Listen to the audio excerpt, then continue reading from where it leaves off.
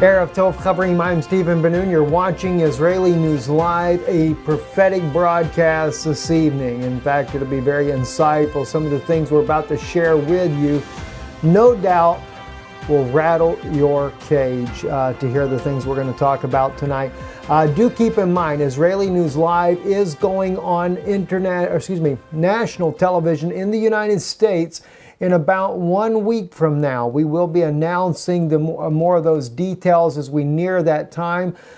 We just want to get you ready for that and let you know that if you would like to be a part of supporting that endeavor, as well as the broadcasts here that air every single day here on YouTube, definitely help support that work. If you're watching this on Israeli News Live, and by the way, do check the YouTube channel you're on.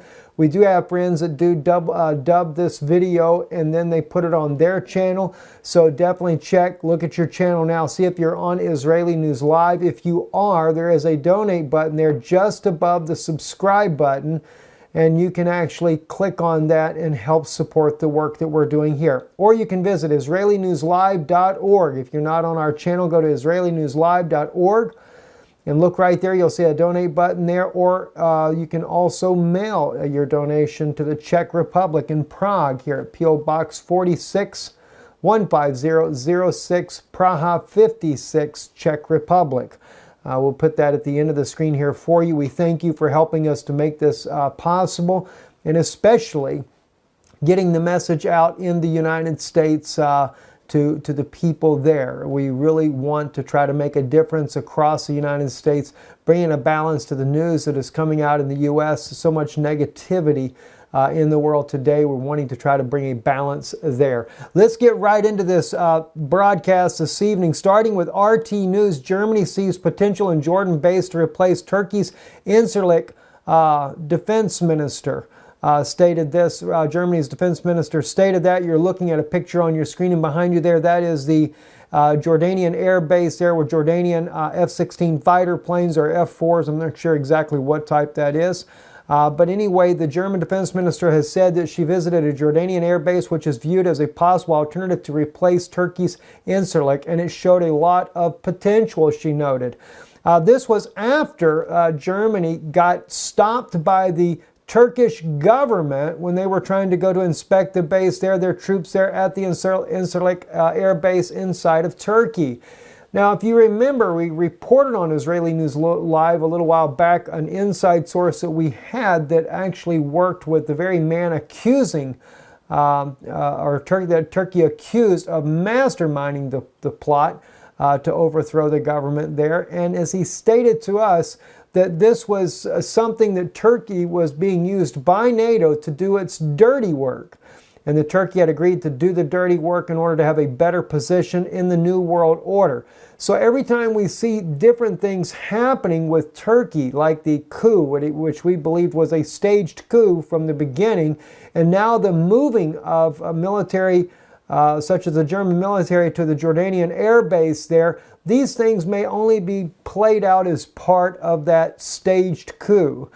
This justifies getting German military down into Jordanian airfields there in order to get ready for an attack on Damascus. There is no other excuse why they would move other than that.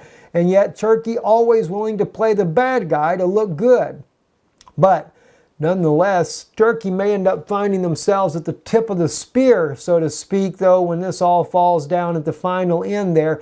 And yet they've played the good guy or played the bad guy for NATO. They may find themselves also at the end of NATO's spear eventually and actually be taken completely out. Something we can't rule out completely, especially when we begin to look at biblical prophecy. Also, one other thing before I share with you the biblical prophecy, after President Trump has signed this deal for billions of dollars in military contracts with Saudi Arabia, up to, I think, $350 billion. Now Sputnik is speaking about how the Saudi-led Arab NATO will destabilize the Middle East and unleash a massive war in the region. That's something that the Russians are very concerned about with this new deal, this newfound friendship that President Trump has with the Saudi king. And it's very obvious to the Russian leaders there as they have watched how he was received like no other president in history with such pomp and gaiety there very interesting to see how that's going. So now what do we do when we want to really get a good look at what's going on here? Let's take for just a moment and take a look at biblical prophecy. And then I've got another news I want to share with you about German forces already crossing, Finnish forces already crossing inside of Syria from Iraq. It's going to blow you away right there. Let's first take a look over here at Daniel chapter 11, verse 40. And at that time of the end shall the king of the south push at him, and the king of the north shall come against him like a whirlwind, with chariots and with horsemen and with many ships, and he shall enter into the countries and shall overflow as he passes through. Notice, it's countries plural. And the United States, under NATO command, has moved in all the way starting with Iraq, took Iraq out, Afghanistan, went into Kuwait, liberated Kuwait, took down, as I said, took down the Iraqi government as well. They've gone in there, they've taken out Egypt, they've taken out Libya, they've destabilized the entire Middle Eastern region. Now that was just the first blow, as it were, right? That's just the first blow. He shall enter also into the beauteous land, according to verse 41. Let me get back in here. And many countries shall be overthrown, but these shall be delivered out of his hand, Edom and Moab and the chief of the children of Ammon. Well, Edom happens to be the Roman fortress there in Italy, and of course Moab and the chief of Ammon are the Jordanians and Palestinians. Isn't it interesting when we did the news broadcast yesterday about Trump, when they showed on their Middle Eastern tour and going into Rome, then they put the map of Israel up and the Golan's cut off. The West Bank is taken out there. It's no longer a part of Israel. Golan's not a part of Israel. Half of Jerusalem is gone for Israel. Well, you got the picture, don't you? It's not what Trump says, it's what the Pope says is what's going to be. And that's exactly where we see this. So Edom is delivered out of his hand. Moab is delivered out of his hand. That's your Palestinians. And the chief of the children of Ammon, the Jordanians.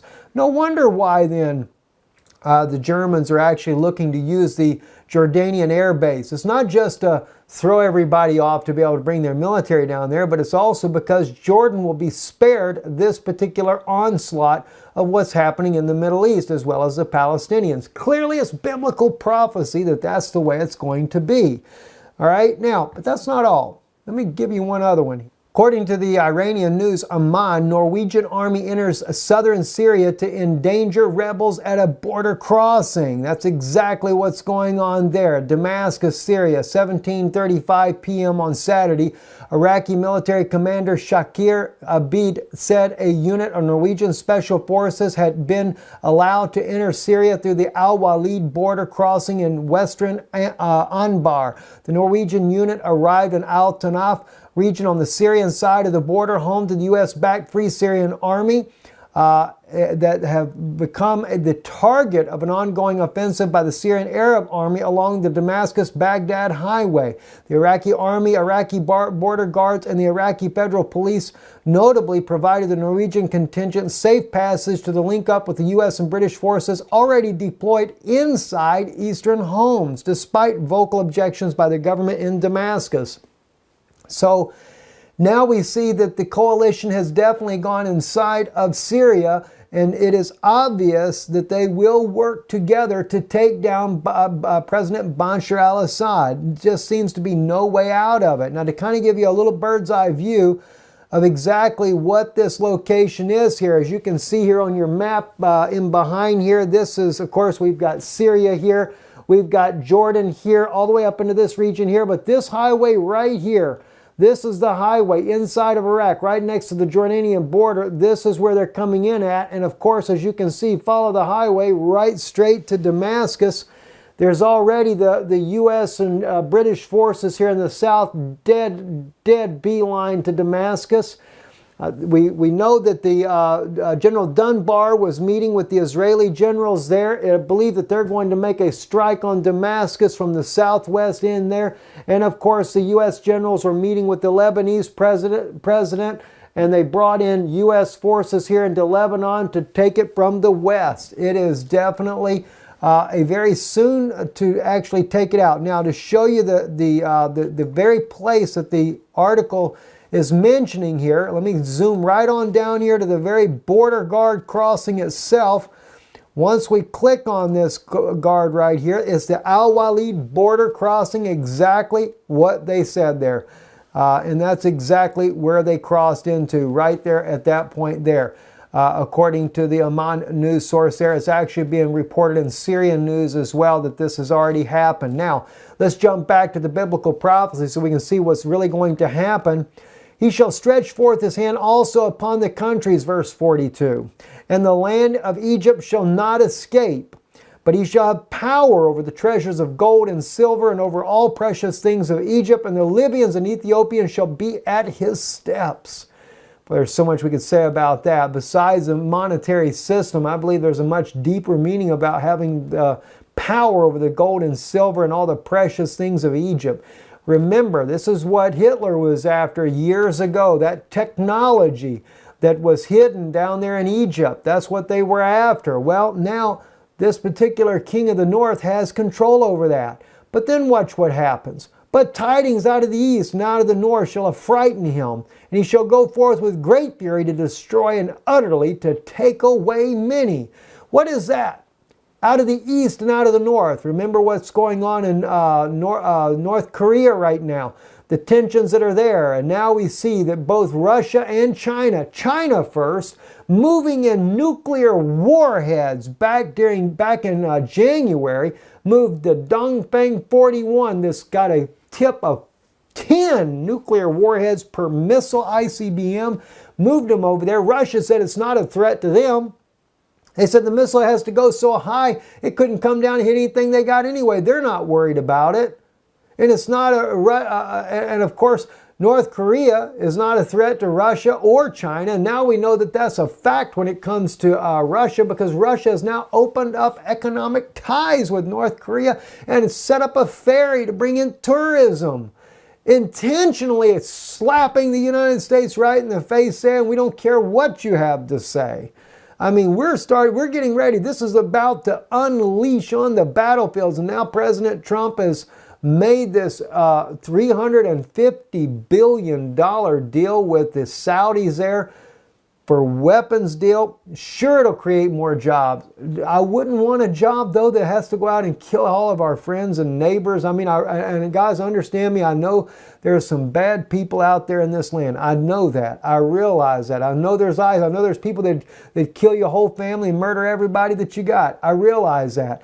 Do you think the Saudis are much better? I mean, they put to death people. They cut the hands off of people. They take women and beat them half to death.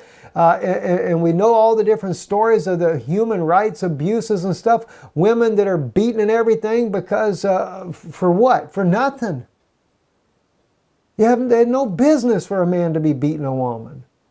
It just shows he's not even a man to begin with. I mean, it's deplorable. And they behead people for nothing. All these abuses, not to mention what's going on in Yemen. It's like Russia said, if this comes up, it's going to be an all-out war. They're going to destabilize the entire region. Well, that's what the Bible says they're going to do. Except only this time here, it actually shows you the timeline. When they got nervous about North Korea, because why? The East and the North, tidings out of the East and the North, they come there to defend North Korea. And I don't say Kim Jong-un's a good guy. The guy's got nuclear weapons and he's threatening everybody all around him. Sure he is. So it's not that he's a good guy, but the point is look what's going to happen. Look what the prophecy says here in Daniel's prophecy here. They're going to make away many. Who? The king of the north. Not the ones in the east and the north. Where are they going to start at? Looks like they're going to go right back to the Middle East and finish up over there and then work their way maybe back to North Korea. Maybe they're going to do it all at one time. I have no idea. No idea. But it's coming down to it, friends. It's coming down to it. And a lot of people will die. I had one friend of mine wrote me a letter and he said, Steve, I really believe that they're using this thing with Damascus to get the Israeli military involved, to bring the Israeli military out there in the open and allow the Israeli military to be hammered really hard, whether it be by Russia or whoever it may be. for allowing them to come out there. And he said, I believe that they're going to do that to weaken Israel in order to force Israel to accept whatever agreement that they have with the Palestinians. That's a pretty good observation, I have to say. A friend of mine that sent that to me in an email, I think that is a good observation. In fact, if anything else, one thing I would add to that, and that is Rome has always wanted to make sure biblical prophecy matches what their theology says it is. And in their theology, it is Russia that is the king of the north, according to Daniel's prophecy, which doesn't line up with the word of God, because if Russia is the king of the north, and now scholars are saying these tidings out of the east and out of the north happens to be China and Russia, well then how can that be, then Russia be the king of the north then? Because the tidings out of the east and the north are troubling the king of the north. See, it makes no sense. And they want to say it's Gog and Magog. Russia's Gog and Magog. It's Russia and China. Maybe it has more to do with a Roman authority, a Roman power. Do you know biblically, throughout biblical history, Rome, or Roman Greco power was always believed by the different religious leaders of those days in the ancient world to be the king of the north. Why do we change it then? We ought to think about that, shouldn't we? Let's move on to a couple other quick news briefs here, and then we'll finish out with this. American Civil War 2.0, a bitter hybrid conflict with no end in sight. Sputnik News is kind of capitalizing, looking at what's going on in the United States right now with the Democrats crumbling to the ground and President Trump slowly but surely defeating all of his enemies around him and his foes. And as a result of that, one particular Russian political commentator, Dmitry Korsyev, writes for RIA Novosti. He states this: Democrats are doing wild, suicidal things because they are not just on the defensive, but on the verge of collapse. As the Trump administration breaking down their evil empire, their goal is not the destruction of Russia, but the salvation of their own project. Kosyrev pointed out, referring to the ongoing scandal over the alleged Russian interference in the U.S. 2016 presidential election. Anyway, he goes on to say they are using anti-Russian slogans to destabilize the internal political situation in the United States, but they do not realize that they are harming their own country. If this is the case, then they are quite simply stupid, he writes. If they do not understand what they are doing, then they are dangerously unscrupulous people, Putin told journalists following Russian-Italian talks Wednesday. I apologize. I did not realize that was President Putin's comment there, because he says Korsyev quoted Russian President Vladimir Putin, who called attention to the fact that the growing political schizophrenia in the United States threatens to upset the balance in the country. And he is exactly right about that. And in fact, that's exactly what's going on in Venezuela. Has been a major upheaval of violence and civil unrest and everything because of why a crumbling economy. You cannot help but wonder whose hand has been in the cookie jar there to destabilize that nation to begin with. I could only imagine where that could be traced back to. Well, anyway, Telstar put out an article here that I thought was very interesting about Russia has made a deal with the Venezuelan president to ship wheat in there and to also establish several manufacturing companies inside of Venezuela to manufacture. Actually, let's read what they'll be doing there. We are ready. All trade agreements have already been signed, and very soon Russia will supply Venezuela with 60,000 tons of wheat per month on a stable basis starting from this year, Maduro said. According to the state news agency AVN, the major deal to provide raw materials for the country's bakeries will grant an important line of support of the South American country. According to the Russian state bodies, Venezuela relies on imports of grain and has been buying large amounts of genetically modified or GMO wheat from its geopolitical adversary, the United States. Like Russia, Venezuela has banned GMO crops. God bless Russia, had no idea they banned GMO crops. No wonder why the United States has destabilized Venezuela. They banned GMO crops. In exchange for the imports, 5 new companies will be established in Venezuela for the manufacture of Russian industrial vehicles. God bless Venezuela. I had no idea they banned GMO. And this is why, no doubt, the U.S. has had their hand down there to destabilize this nation. Anywhere you go to throw out GMO, Rothschild banks, etc., you can count on a destabilization program to be on your doorsteps. Well, you know, it's funny how that Russia continues to build alliances with those nations that have rejected the New World Order type system of GMO and hybrid this, hybrid that. Amazing, amazing. I had no idea that, guys. It kind of caught me by surprise. I had not read the full article there. And so that was very, very interesting to see this as part of the article right here. Anyway, I'm Stephen Benoon. You're watching Israeli News Live. Definitely don't forget to support this work that we're doing here. We thank you for it. And God bless you. Shalom.